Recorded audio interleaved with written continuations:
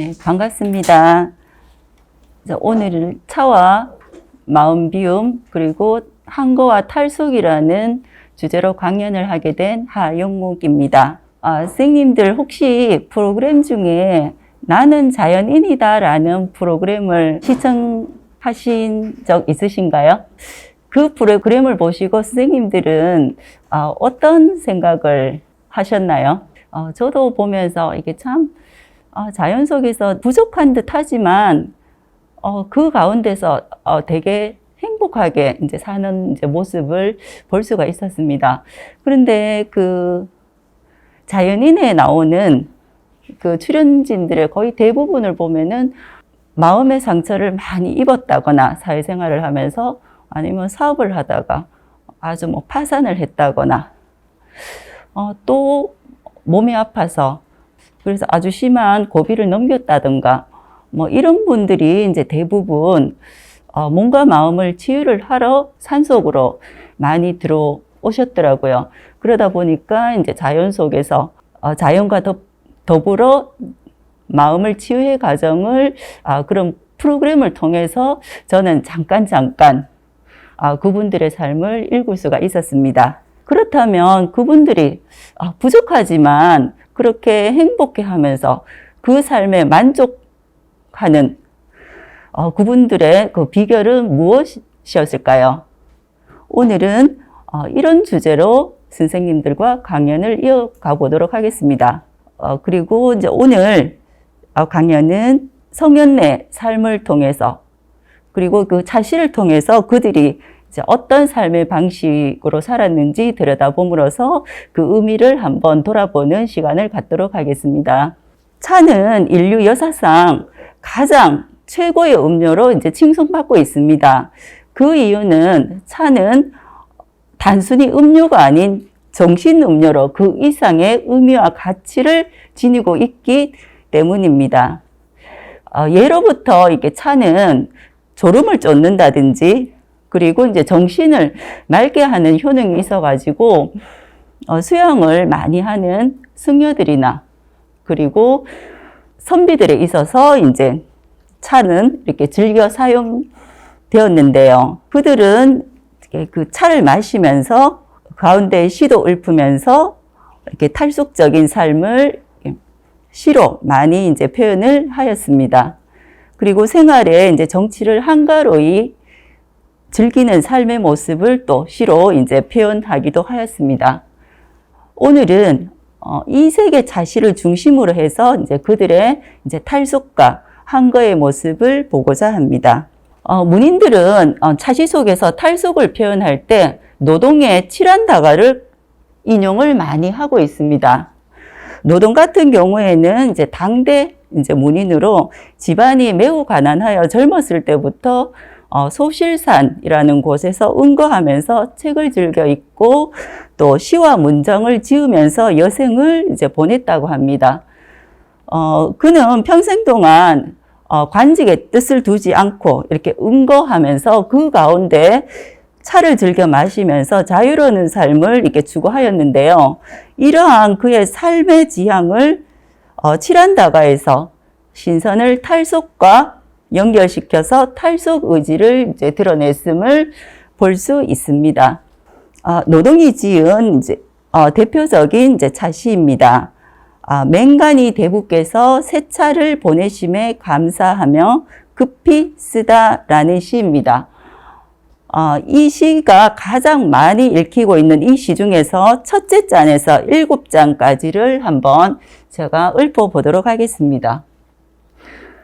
첫째 자는 목구멍과 입술을 적셔주고 둘째 자는 외로움과 시름 없애주네. 셋째 자는 메마른 창자까지 찾아들어 가슴 속엔 오직 5,000권의 문자만이 남게 되네. 넷째 자는 가벼운 땀이 솟아 평소에 불평했던 일들이 땅구멍을 통해 모두 흩어져 버린다네. 다섯째 자는 살과 뼈가 맑아지며 여섯째 자는 신선의 경지에 통하게 되니 일곱째 자는 다 마시지도 않았는데 두 겨드랑이에 솔솔 부는 바람만 느껴지네. 복례사는 어디에 있는가? 나 옥천자가 이 맑은 바람을 타고 돌아가고자 하네. 전체 시에서 이제 가장 많이 읽히는 대목이 첫째 잔에서 7잔까지입니다. 지금까지도 많은 시인들이 시 속에 많이 읽혀지고 그리고 차를 좋아하는 분들이라면 칠한다가는 다들 한 번씩 다 읽어봄직한 이제 그런 자시입니다. 자, 그럼 먼저 첫째 잔에서 넷째 잔까지 노동은 어떤 생각을 시로 녹여내었을까요? 자, 그럼 한번 보도록 하겠습니다. 노동은 차를 한 잔 한 잔 마실 때마다 몸의 변화를 읊었습니다. 그는 한 잔의 차를 마시면 목구멍과 메마른 입술을 적셔준다고 하였고요. 그리고 이어 두 잔을 마시면 가슴속 모든 근심 걱정을 없애준다고 하였습니다. 자, 이것은 첫 잔의 차가 입술에 그리고 목에 효능을 미친 것에 이어 셋째 잔에서는 가슴에까지 효능을 미쳐 가슴 속에 응어리져 있던 온갖 근심 걱정을 털어준다는 그런 의미로 이제 볼 수가 있습니다. 이처럼 석잔의 잔까지는 일단 차를 마신 뒤에 입술에서부터 창자에 이르는 과정에 따라 나타나는 차의 효능을 말하고 있습니다. 그렇지만 석잔 뒤에 오는 가슴 속에 오직 오충곤의 문자만이 남아있네 라는 구절을 보면 여기까지는 단순히 육체적, 정신적 효능을 말한 것뿐만 아니라 시어를 찾지 못해서 입이 바짝바짝 이렇게 타고 목이 타고 들어가는 그리고 가슴이 답답하였었는데 그때 셋째 잔을 마시고 시어가 마구 쏟아져 나온다는 그런 이제 표현이라고도 해석할 수가 있습니다. 이 대목에서 노동은 한 시인으로서 이 다가에서도 자신의 정체성을 잘 드러냈구나 하는 것을 볼 수가 있습니다. 그리고 노동은 넉째 잔에서 가벼운 땀과 함께 한평생 평안치 못했던 세상의 모든 찌꺼기들이 이제 몸 밖으로 나갔다고 이렇게 읊었습니다. 사실 노동 같은 경우에도 관직에 나아가지 않는 채 시인으로서 산다는 것은 아마 좀 힘들었지 않았을까. 그의 삶을 이렇게 짐작할 수 있는 그런 대목입니다. 시대 또한 또 자신의 포부를 마음껏 펼칠 수 있는 때가 이제 아니었죠. 그러다 보니 넉 잔의 차를 마시고 나니 비로소 이제 세속에서 찌든 마음을 훌훌 털어버릴 수 있게 된 것을 읊었지 않나 생각이 됩니다. 이렇듯 그는 여기에서 이제 탈속의 상태로 나아가는 상태를 노래하고 있습니다. 이어 그는 다섯 잔에서 살과 뼈가 맑아진다고 이제 하였습니다. 이것은 넉 잔의 차를 마시면서 몸속에 온갖 찌꺼기들이 빠져나간 결과 다섯 잔의 차를 마시면은 완전히 달라진 몸으로 바뀌게 됨을 표현하였는데요. 노동은 그 다음 여섯 잔을 마시면 신선의 경지에 통하게 된다고 읊고 있습니다. 넉 잔과 다섯 잔에서 벌써 차를 마셔서 육체적 양생과 이제 정신적 탈속을 이룬 상태이기 때문에 여섯 잔의 차를 마시니 이제 신선의 경지에 이제 통하게 되었다는 그런 의미로 볼 수가 있는데요. 이어서 일곱째 잔은 다 마시지도 않았는데 어느덧 신선히 산다는 복례산에 와 있다고 하는 표현을 사용했습니다.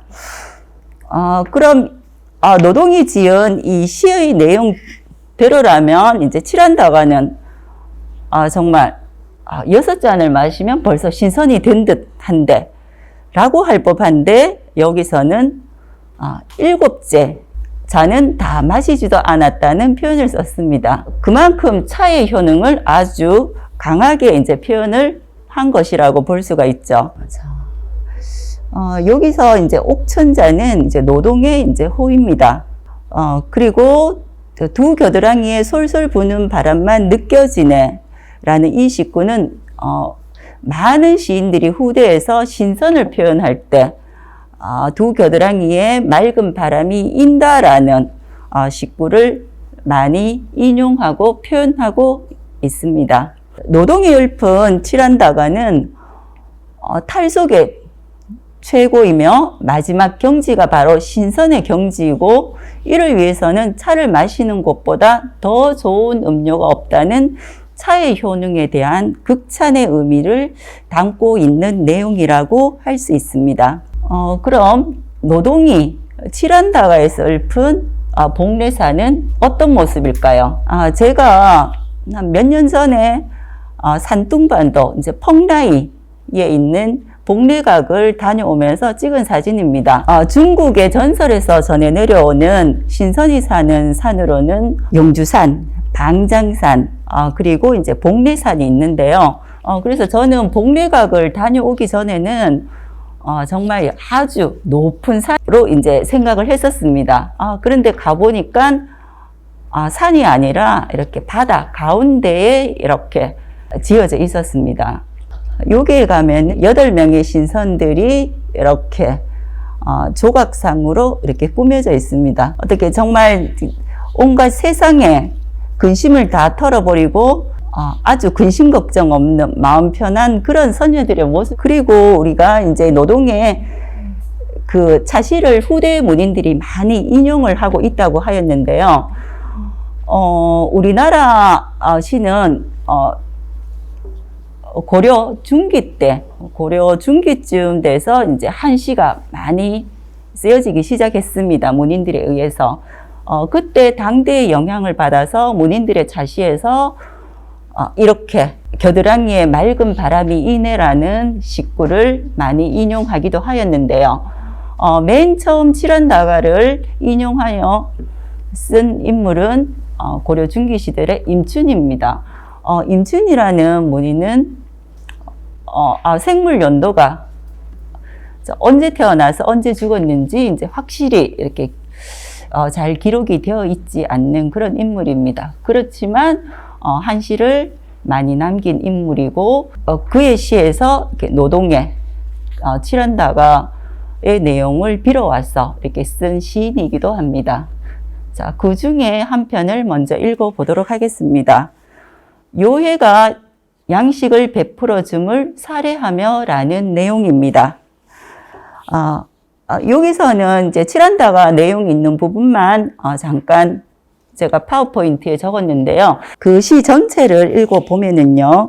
옥천 선생 노동은 낙양성에 사는데 맨발 긴 수염에 몇 간의 집뿐이라오. 천진을 어지럽히는 외물은 싫어하지만 5,000글자 노자는 뱃속을 깨끗하게 하네. 평생토록 술 즐기고 시 읍조리며 온 식구 풀칠하는 것 근심도 안 했지. 뼈에 사무치는 가난함에 죽을 뻔했으니 풍년에도 양식은 옥보다 귀했다네.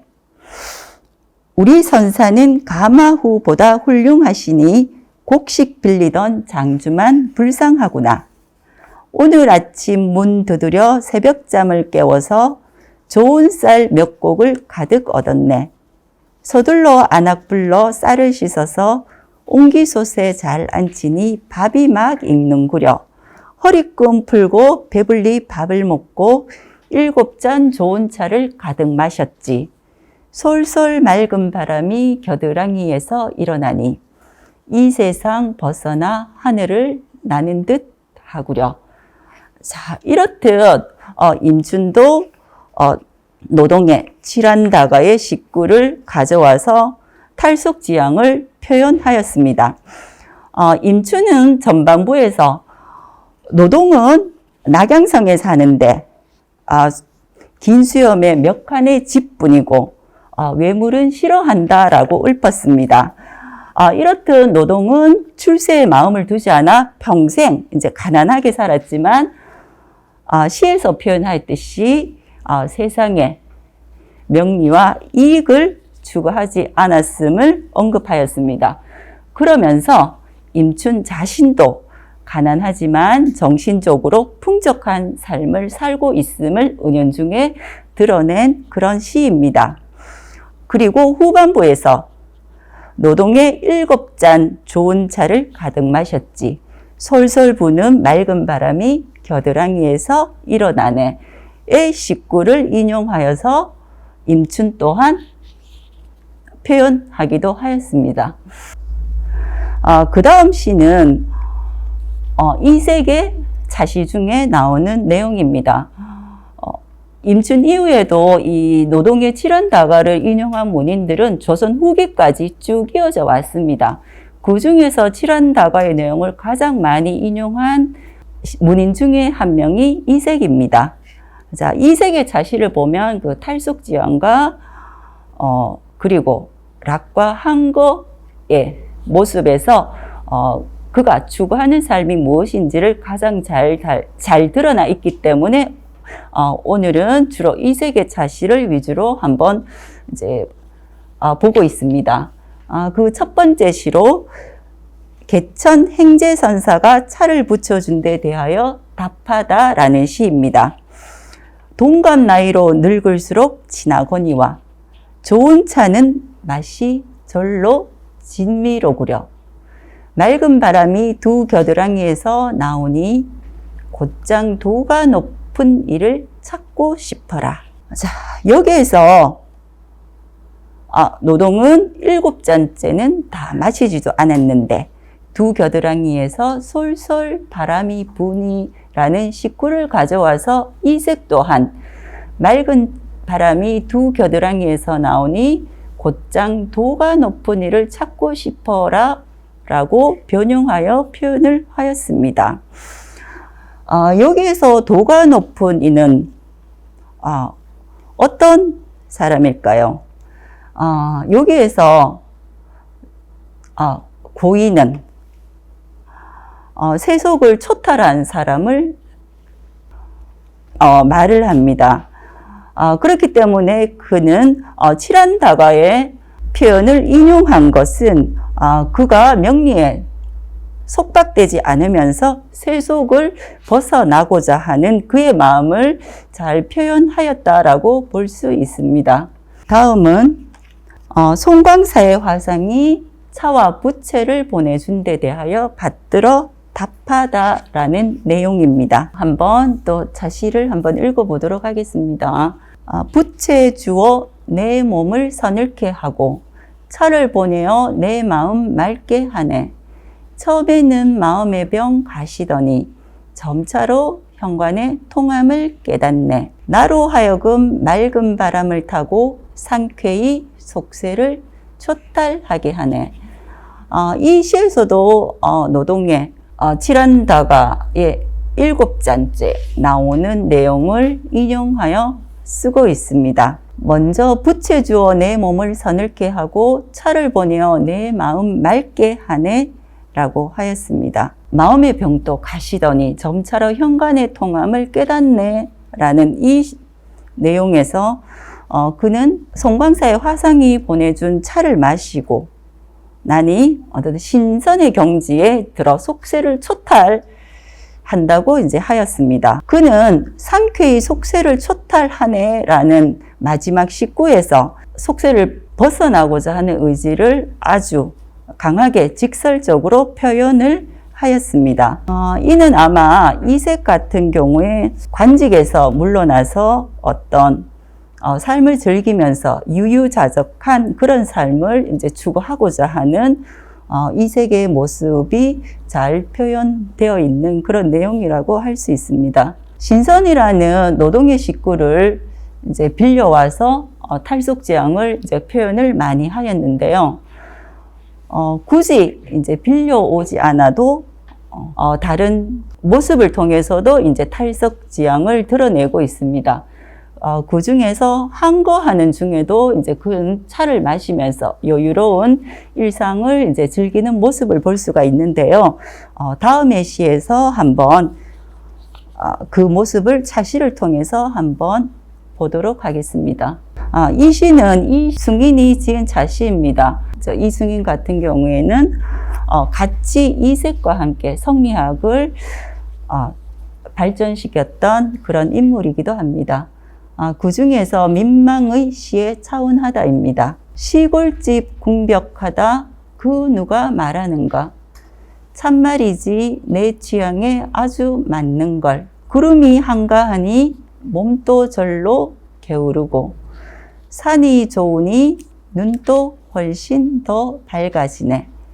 읊조리다가 시골을 고쳐보기도 하고 밥 먹고는 찻잔을 기울여 보기도 하고 그동안 이런 맛을 알긴 하면서도 다시 따로 공명을 추구했으니 원. 자, 이 시를 보면은 이제 첫째, 이승희는 시골집에서 한가롭게 생활을 만끽하고 있는 모습을 볼 수 있습니다.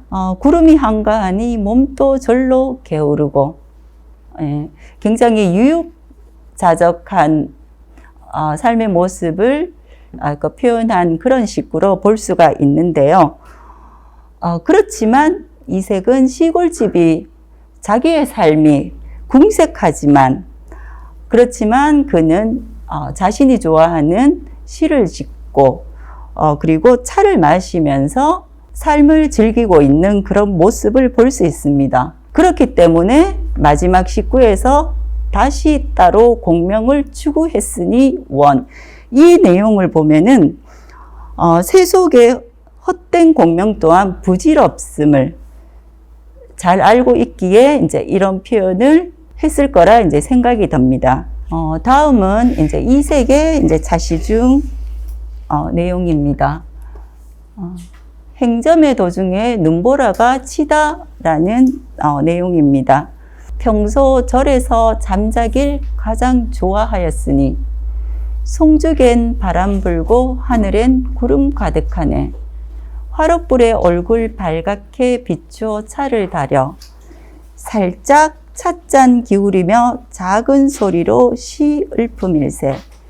이런 낙을 아는 사람은 천하의 나뿐이니 바위 골짜기에서 거늘며 늙는 것이 합당하거늘 누가 멀리 달려와 벼슬 하길 권했는가. 부디 세상의 벼슬살이 어려움을 알아야 하리.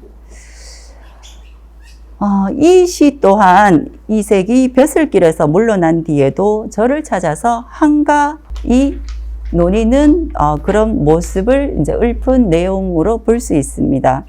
이색 같은 경우에는 아주 젊어서부터 이제 절에 많이 다녔습니다.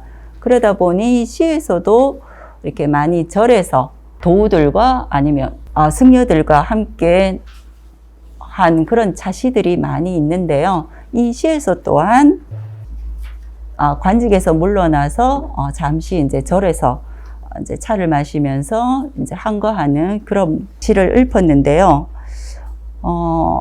좀 전에도 얘기했듯이 이제 이색 같은 경우에는 이제 그런 정치적 어떤 격변기로 인해 가지고 어떤 정치적 어떤 자기의 기반이 굉장히 불안했습니다. 그리고 대외적으로도 이제 사회적 불안과 함께 당시 이제 개혁파와 그리고 개혁을 원하지 않는 이 두 그룹들의 이제 분열이 또 일어나고 그 가운데서 이색은 굉장히 이제 무기력 현상이 나타나던 시기였던 이제 그런 시절에 시은 차시입니다.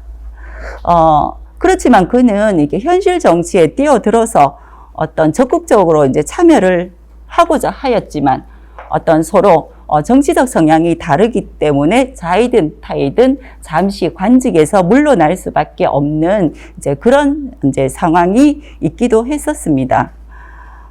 그렇지만 그는 관직에 물러났지만 평소 즐기던 차를 마시고 시를 읊으면서 진정한 어떤 삶의 즐거움을 누리고자 한 그의 모습을 이 차시에서 볼 수 있습니다. 다음은 정첨서와 김정원 두 분 회장이 찾아왔다 입니다. 이 차시를 또 한번 읽어보면서 이 시에 담긴 이색의 생각을 한번 살펴보도록 하겠습니다. 재주 없는 나도 그땐 용두회에 끼었는데 늙고 병든 지금은 나가는 일도 드물다네. 잇따라 내 집을 찾아주신 회장님 세 분, 묵은 술에 새차 마시며 풍류들이 넘쳤다네. 모두 부러워하나니 집안의 보배 성금이기요.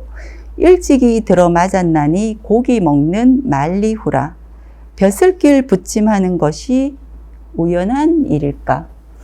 천명을 알고 즐기는데 다시 누구를 탓하랴. 이 시를 보면 공자의 어떤 낙천지명을 말하고 있습니다. 말년 그의 인생관을 볼 수 있는 대목이기도 합니다. 그는 한때 용두회에 이제 참석하기도 하고 하였으나 지금은 이제 늙고 병이 들어서 용두회에 참석하지 못한 이제 그런 심정을 읊고 있기도 하죠. 그러나 지금은 그때 함께 했던 벗들이 이제 찾아와서 같이 함께 차도 마시며 술도 마시며 이렇게 어울리는 모습을 볼 수가 있습니다.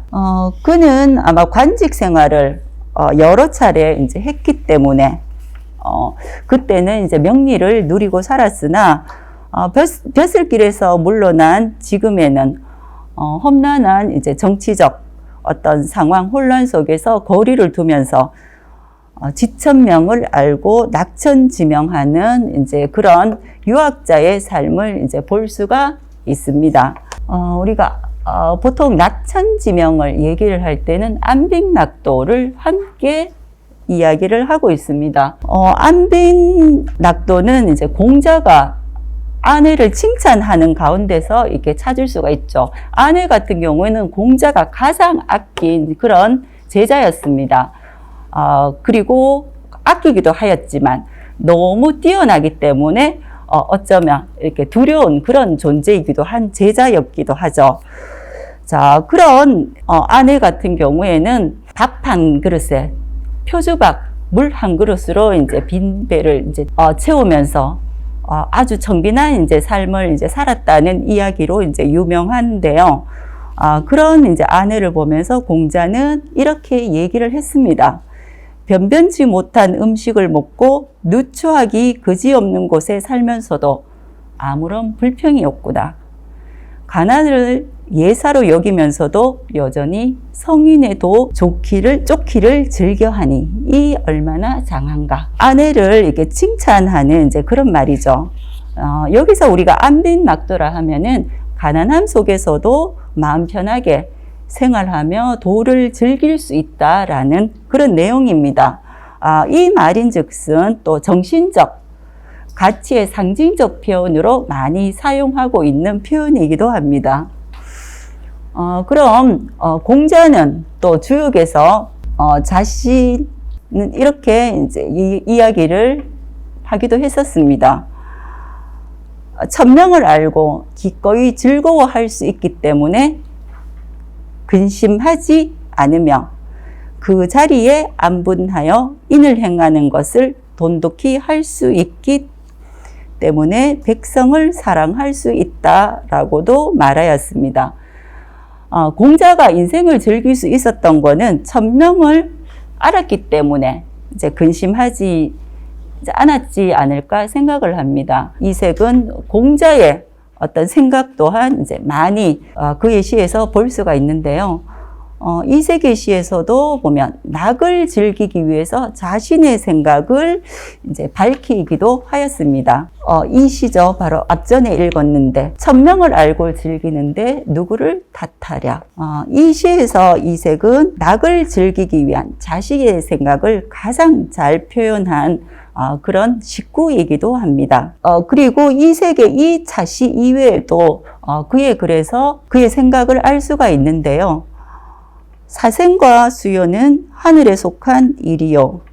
길흉과 용욕은 사람 사이에 속한 일이니 이것은 모두 내가 어떻게 할 수 없는 것들이다 하여 나에게 부여된 천명을 알고 기꺼이 받아들이겠다는 그의 생각을 알 수가 있습니다. 여기에서도 어떤 삶의 길흉화복 또한 하늘의 뜻이라고 받아들이고 있습니다. 그리고 이 색은 또 이어서 정욕이 나를 이기는 현상이 계속되면 내 속에 천성이 없어지지 시작할 텐데, 이렇게 하고서도 나는 종신토록 즐길 낙을 가지고 있다라고 하였습니다. 여기에서 또 이 색은 어떤 세상의 이제 욕심, 욕망, 모든 이런 것들로 벗어난다면은 정말 진정한 낙을 즐길 수 있다고 이제 표현한 그런 내용이라고 볼 수가 있습니다. 결국 이 색은 이런 마음 비움을 통해서 공자의 낙천지명과 안혜의 안빅낙도, 여기서는 이제 언급하지 않았지만 맹자의 군자 삼락을 즐길 수 있다고 볼 수 있습니다. 차를 마시고 시를 읊으며 그것을 낙으로 삼는 것보다 마음을 비울 수 있는 더 높은 정신적인 만족의 경지에 도달할 수 있었기 때문에 이 색 또한 진낙을 즐길 수 있었지 않았을까 생각해 봅니다. 들어주셔서 감사합니다. 이것으로서 마치겠습니다.